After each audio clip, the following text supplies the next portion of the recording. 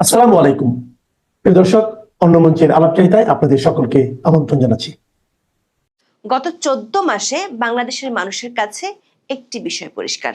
দেশের অন্তর্বর্তী সরকারের প্রধান উপদেষ্টা অধ্যাপক ইউনূসের শখ হলো বিদেশ ভ্রমণ করা। ১৪ মাস ক্ষমতায় থেকে ১৪টি দেশ ঘুরে ফেলেছেন। ইংরেজিতে যাকে বলা যায় ফ্রিকোয়েন্ট ফ্লায়ার, মানে যিনি নিয়মিত সরকারি টাকায় আকাশে উঠতে ভালোবাসেন।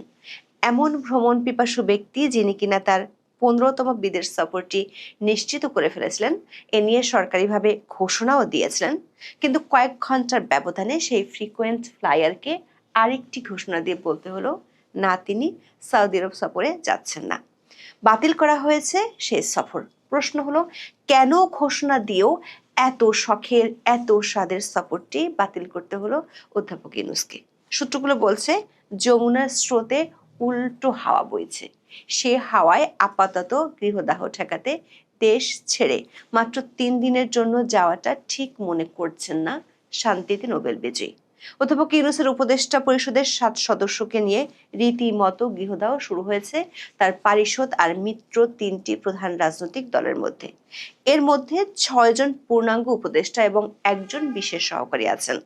এই ৭ সদস্যের পতন ঠেকাতে যার পর নাই চেষ্টা করে যাচ্ছেন অধ্যাপক ইউনূস। পদত্যাগ না করিয়ে কোনো মতে পারিষদে রাখা যায় কি না, তার জন্য ২ উপদেষ্টাকে গত কয়েক সপ্তাহ ধরে এক ধরনের ওএসডি বা নিষ্ক্রিয় করে রাখা হয়েছে। মানে তাদের মন্ত্রণালয় আছে, কিন্তু তাতেও পরিস্থিতি নিজের অনুকূলে আনতে পারেননি তিনি। আবার মিত্র ৩টি রাজনৈতিক দল থেকে আলাদা আলাদা অভিযোগ আসায় কাঠটা রেখে কাঠটা বাদ দিবেন, তা নিয়ে অধ্যাপক ইউনূস পড়েছেন বিপাকে।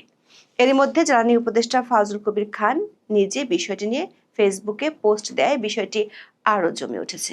বিস্তারিত জানতে চলুন যাওয়া যাক বিশ্লেষণে।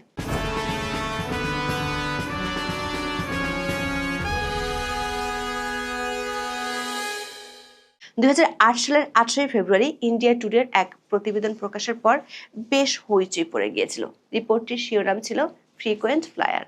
সাংবাদিক শ্যামলাল যাদব ওই রিপোর্টে দেখিয়েছিলেন ভারতের সাবেক প্রধানমন্ত্রী মনমোহন সিং এর ক্যাবিনেটের সদস্য ও তার দলের সাংসদরা সরকারি টাকায় কত ঘন ঘন বিদেশ সফরে গিয়েছিলেন। ওই রিপোর্টে মনমোহন সিং এর সরকারকে বলা হয়েছিল the one high flying government.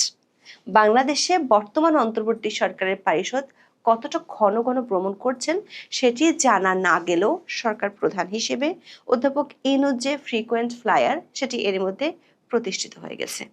তিনি ক্ষমতার মসনদে আছেন ১৪ মাস ধরে, গড়ে প্রতি মাসে একটি করে সফর করে ফেলেছেন। তার এই ঘন ঘন বিদেশ সফর নিয়ে অনেক বিতর্ক দেখা দিলেও সেসব বিতর্ক বা সমালোচনাকে তিনি থোড়াই তোয়াক্কা করেন। টাইমস অব বাংলাদেশ এক নিবন্ধের শিরোনাম দিয়েছে Mohammad Yunus the happy flyer. দর্শক, FII-9 এর পক্ষ থেকে ২ দফায় অনুষ্ঠানে কারা অতিথি হিসেবে থাকবেন, কারা বক্তব্য দেবেন, এমন লাইন আপ ঘোষণা করা হয়। প্রথমটি ঘোষণা করা হয় গত ২৮ সেপ্টেম্বর। সে লাইন আপে অধ্যাপক ইউনূসের নাম ছিল না। সবশেষ লাইন আপ ও অতিথি লিস্টটি ঘোষণা করা হয় গত ২০ অক্টোবর, যেখানে আমরা দেখতে পাচ্ছি আমন্ত্রিত অতিথিদের মধ্যে অধ্যাপক ইউনূসের নাম ৪ নম্বরে রাখা হয়েছে। মোট ১০ জন ওয়ার্ল্ড লিডারের মধ্যে সরকার প্রধান হিসেবে বাংলাদেশের অন্তর্বর্তী সরকারের প্রধান ছাড়াও রুয়ান্ডা আর সিরিয়ার প্রেসিডেন্টের যোগ দেওয়ার কথা রয়েছে। দর্শক, যেহেতু ২০ অক্টোবর FII-9 এর পক্ষ থেকে অতিথিদের তালিকা ঘোষণা করা হয়েছে, তার অর্থ হলো অধ্যাপক ইউনূস যে এই সফরে যাচ্ছেন তা আয়োজকদের আগে থেকেই নিশ্চিত করা হয়েছিল। বাংলাদেশের গণমাধ্যমগুলোর খবরে বলা হয়েছে, ইতিমধ্যে সফর সংশ্লিষ্ট একটি আন্তঃমন্ত্রণালয় বৈঠক অনুষ্ঠিত হয়েছিল এবং প্রাথমিক সময়সূচি চূড়ান্ত করা হয়। ২৩ অক্টোবর প্রেস উইং থেকে নিশ্চিত করা হয় অধ্যাপক ইউনূস সৌদি আরব যাচ্ছেন। কিন্তু কয়েক ঘন্টার ব্যবধানে গণমাধ্যমে খবর আসে অধ্যাপক ইউনূসের সৌদি আরব সফর বাতিল করা হয়েছে। দর্শক, ১৪ মাসে নিজের ইচ্ছের বিরুদ্ধে এমন সিদ্ধান্ত অধ্যাপক ইউনূসকে তৃতীয়বারের মতো নিতে হলো।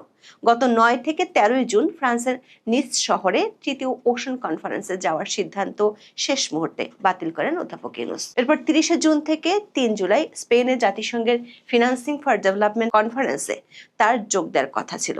সেটিও তিনি বাদ দিয়েছিলেন।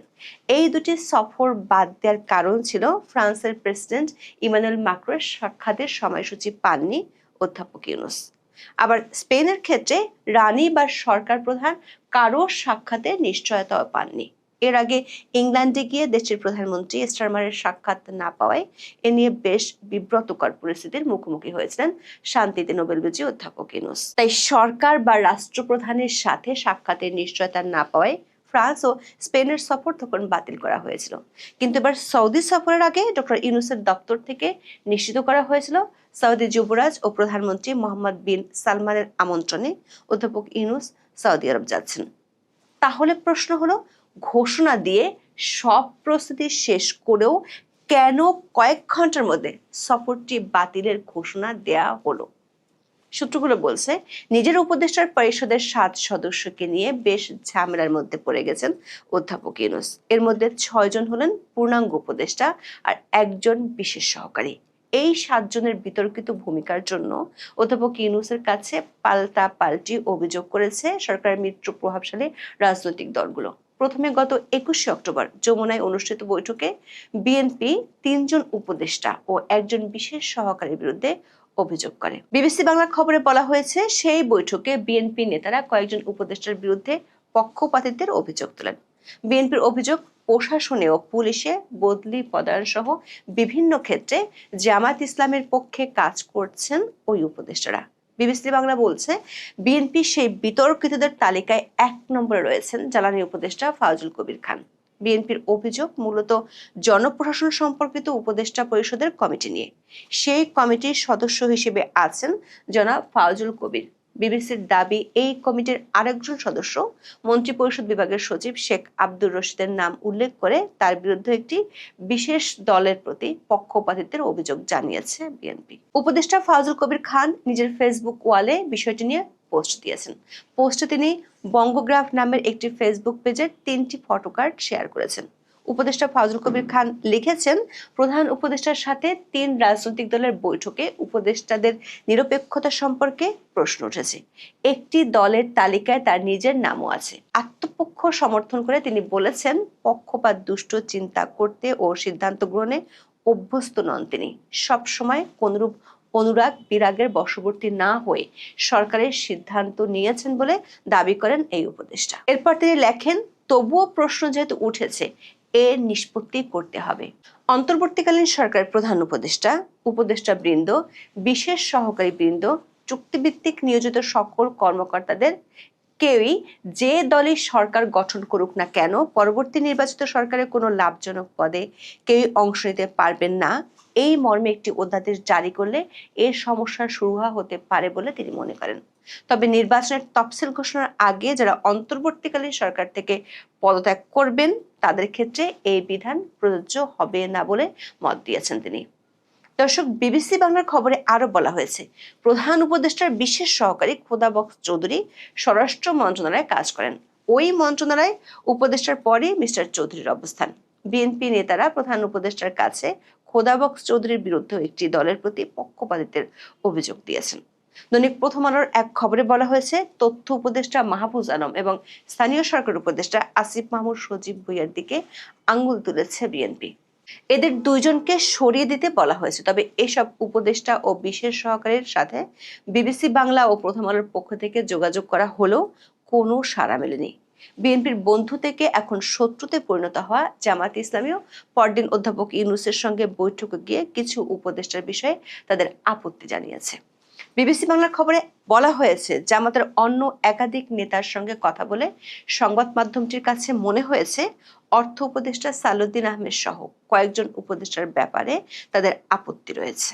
সরকারের একাধিক সূত্র থেকে জানা গেছে, জামাত ইসলামী আইন উপদেষ্টা আসিফ নজরুল এবং পরিকল্পনা উপদেষ্টা ওয়াহিদুদ্দিন মাহমুদের ব্যাপারে তাদের আপত্তির কথা জানিয়েছে। জামাতের নেতা মনে করেন, এই 3 উপদেষ্টার সাথে বিএনপির ঘনিষ্ঠ যোগাযোগ রয়েছে এবং তারা বিএনপির হয়েই কাজ করছেন। বুধবার জামাতের পরপরই এনসিপি গিয়েছিল প্রধান উপদেষ্টার সরকারি বাড়ি যমুনায়। তারাও তাদের অপছন্দের উপদেষ্টাদের নিয়ে নালিশ জানিয়ে আসে। এনসিপি জামাতের মতো আসিফ নজরুল, ওয়াহিদুদ্দিন মাহমুদ এবং সালাউদ্দিন আহমেদের ব্যাপারে আপত্তির কথা প্রধান উপদেষ্টাকে জানিয়েছে। এর বাইরে তারা গণপূর্ত উপদেষ্টা আদিলুর রহমান এবং পররাষ্ট্র উপদেষ্টা মোহাম্মদ তৌহিদ হোসেনের ব্যাপারে আপত্তি জানিয়েছে। বিশেষ করে ভারতের সাথে চুক্তি বাতিলের ইস্যুটি নিয়ে উপদেষ্টা আসিফ মাহমুদের অপপ্রচারের বিষয়টি প্রকাশ্যে ধরিয়ে দেওয়ার পর এনসিপি বেজায় চটেছে পররাষ্ট্র উপদেষ্টার উপর। তবে এনসিপি চায় না কোনোভাবেই তাদের দুই ছাত্র উপদেষ্টাকে অধ্যাপক ইউনূস বাদ দিক। দলটির একটি সূত্র বলছে, এনসিপি দুই ছাত্র উপদেষ্টার বিষয়টি নিয়ে বিএনপির সাথে নেগোসিয়েশনের চেষ্টা করছে। এরই মধ্যে কিছুটা সফলও হয়েছে। দুই ছাত্র উপদেষ্টা যদি আগামী নির্বাচনে অংশ নেয় তাহলে তাদের জন্য দুটি আসন বিএনপি ছেড়ে দিতে পারে। প্রথম আলোর এক খবরে বলা হয়েছে, ছাত্র প্রতিনিধিদের কেউ না কেউ উপদেষ্টা পরিষদে শেষ পর্যন্ত থাকুক, এটা চান ছাত্র উপদেষ্টারা। তারা মনে করছেন না থাকলে উপদেষ্টা পরিষদে কেউ কেউ তাদের বিরুদ্ধে ষড়যন্ত্র করতে পারে। প্রথম আলোর দাবি, অন্তর্বর্তী সরকারের শীর্ষ পর্যায় থেকে দুই ছাত্র প্রতিনিধি উপদেষ্টাকে সেপ্টেম্বরের মাঝামাঝি সময়ের মধ্যে পদত্যাগের পরামর্শ দেওয়া হয়েছিল, কিন্তু তারা আরো সময় নিতে চেয়েছেন। অবশ্য আসিফ মাহমুদ গত 14 আগস্ট সাংবাদিকদের জানিয়েছিলেন নির্বাচনের তফসিল ঘোষণার আগেই তিনি পদত্যাগ করবেন। অন্যদিকে মাহফুজ আলম গত 28 সেপ্টেম্বর এক অনুষ্ঠানে বলেন, 2 মাস ধরে তিনি অনিশ্চয়তার মধ্যে আছেন কখন নেমে যেতে হয়। সরকারের একাধিক সূত্র বলছে, অধ্যাপক ইউনূস এই দুই ছাত্র উপদেষ্টাকে একেবারে বাদ না দিয়ে তাদের ওএসটি করে রাখার সিদ্ধান্ত নিয়েছেন। যেমন গত 21 অক্টোবর পরিকল্পনা উপদেষ্টা ওয়াহিদুদ্দিন মাহমুদকে সভাপতি করে তথ্য ও সম্প্রচার মন্ত্রণালয় সংক্রান্ত উপদেষ্টা পরিষদ কমিটি গঠন করেছে সরকার। এই কমিটির প্রজ্ঞাপনে যে কথাগুলো বলা হয়েছে তেমন নজির অতীতে কখনো দেখা যায়নি। বলা হয়েছে, 5 সদস্যের এই কমিটি তথ্য ও সম্প্রচার মন্ত্রণালয়ের আওতাভুক্ত বিষয়ে সরকারকে পরামর্শ দেবে। কমিটি প্রয়োজনে যে কোনো কর্মকর্তাকে কমিটির কাজের জন্য সহায়তা দেওয়ার নির্দেশ দিতে পারবে। আর তথ্য মন্ত্রণালয়ের কাজ হবে সার্বিক দায়িত্ব পালন করা। এ প্রজ্ঞাপন থেকে পরিষ্কার, উপদেষ্টা মাহফুজ আলম চাইলেই আর নিজের মন্ত্রণালয় ছুরি ঘুরাতে পারবেন না। তিনি শুধু সরকারের চাওয়া মতো নির্দেশগুলো বাস্তবায়ন করবেন। সূত্রগুলো বলছে, এনসিপির অনুকূলে সম্প্রতি কয়েকটি টিভি চ্যানেলের লাইসেন্স দেওয়ার পর থেকে উপদেষ্টা মাহফুজ আলমের বিরুদ্ধে বেশ কয়েকটি অভিযোগ প্রধান উপদেষ্টার দপ্তরে জমা পড়ে। আরেক ছাত্র উপদেষ্টা আসিফ মাহমুদের বিরুদ্ধে বহু আগে থেকে অনেক অভিযোগ জমা পড়লেও অধ্যাপক ইউনূস কর্ণপাতই করেননি। কিন্তু গত কয়েক মাস ধরে আসিফ মাহমুদ কার্যত নিষ্ক্রিয় হয়ে আছেন নিজের মন্ত্রণালয়। তার মন্ত্রণালয়ের জরুরি ফাইলগুলো পড়ে আছে প্রধান উপদেষ্টার দপ্তরে। দর্শক, ইউনূস সরকার যাদের সম্মতিতে গঠিত হয়েছিল তারাই এখন উপদেষ্টা পরিষদের সদস্যদের নিয়ে আপত্তি তুলেছে। এ কারণেই সমস্যাটিকে জটিল মনে করছেন অধ্যাপক ইউনূসের ঘনিষ্ঠজনরা। কিন্তু এভাবে সাময়িক ঠেকা দেওয়া পদ্ধতিতে নিজের ঘনিষ্ঠজনদের কতদিন টিকিয়ে রাখতে পারবেন অধ্যাপক ইউনূস, সেটাই এখন দেখার বিষয়। আগামী মাসে তার একটি বিদেশ সফরের কথা রয়েছে, সেটুকু কি বাদ দিতে হবে? এখন এ পর্যন্ত। সবাই ভালো থাকুন, সুস্থ থাকুন, নিরাপদে থাকুন। দেখা